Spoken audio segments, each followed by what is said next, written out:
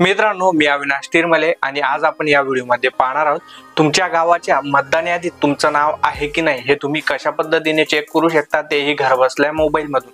तसेच तुमच्याकडे जर का तुमचा मतदान कार्डचा नंबर नसेल तर तो सुद्धा तुम्ही कशा पद्धतीने मिळवू शकता ते पण माहिती आपण या व्हिडिओमध्ये पाहणार आहोत। त्यामुळे व्हिडिओ शेवटपर्यंत पहा। चॅनलला पहिल्यांदा भेट दिली असेल तर चॅनलला सबस्क्राइब करून घ्या आणि बेल आयकॉनवरती क्लिक करून ऑल नोटिफिकेशन ऑन करून द्या, कारण असेच माहितीपूर्ण व्हिडिओ तुम्हाला यापुढे पाहायला मिळतील।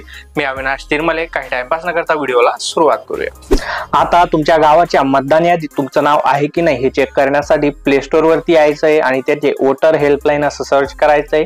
हे ॲप तुम्हाला दिसणार आहे, गव्हर्नमेंटचं आहे, ते इन्स्टॉल करून घ्या आणि त्याला ओपन करा।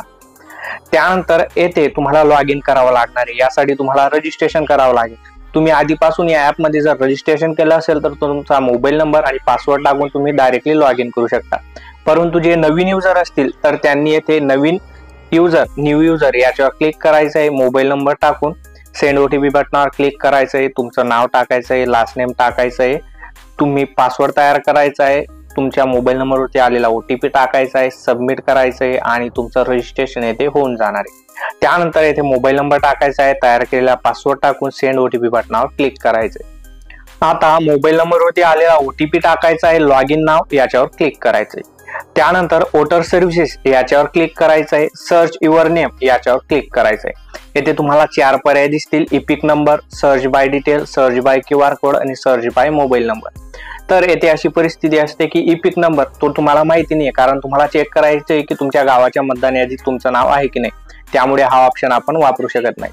त्यानंतर सर्च बाय QR कोड, आपल्याकडे मतदान कार्डच नाही तर आपण QR कोडचा वापर करून सर्च करू शकत नाही। आणि सर्च बाय मोबाईल नंबर, जर का तुमचा मोबाईल नंबर मतदान कार्डला लिंक नसेल तर याचा वापर करून सुद्धा तुम्ही सर्च करू शकत नाही। यासाठी सर्च बाय डिटेल हा पर्याय तुम्हाला निवडायचा आहे। तर येथे तुम्हाला फक्त तुमची माहिती भरायची आहे, जसे की तुमचं फर्स्ट नेम टाकायचं आहे, त्यानंतर लास्ट नेम टाकायचं आहे म्हणजे आडनाव, त्यानंतर रिलेटिव्ह फर्स्ट नेम म्हणजे तुमच्या वडिलांचं नाव, रिलेटिव्ह लास्ट नेम म्हणजेच तुमचं आडनाव टाकायचं आहे, सरनेम टाकायचं आहे, तुमचं वय टाकायचं आहे, जेंडर सिलेक्ट करायचं आहे, राज्य निवडा, जिल्हा निवडा, असेंब्ली मध्ये तालुका निवडा, सर्च बटनावरती क्लिक करा।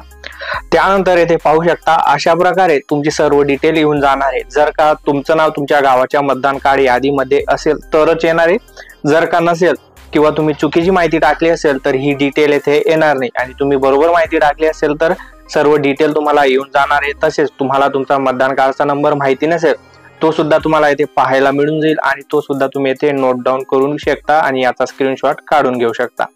तर ही प्रोसेस करताना काही अडचण येत असेल तर कमेंट्स करा, व्हिडिओ खूप महत्त्वाचा आहे, तुमच्या मित्रांमध्ये शेअर करा। नवीन मतदान कार्ड कसं काढायचं किंवा तुमचं मतदान कार्ड हरवलं असेल, खराब झालं असेल, त्याला ऑर्डर कसं करायचं तेही फ्री मध्ये घर बसल्या मोबाईल मधून, त्याचे पण व्हिडिओ तुम्हाला या व्हिडिओच्या शेवटी पाहायला मिळून जातील।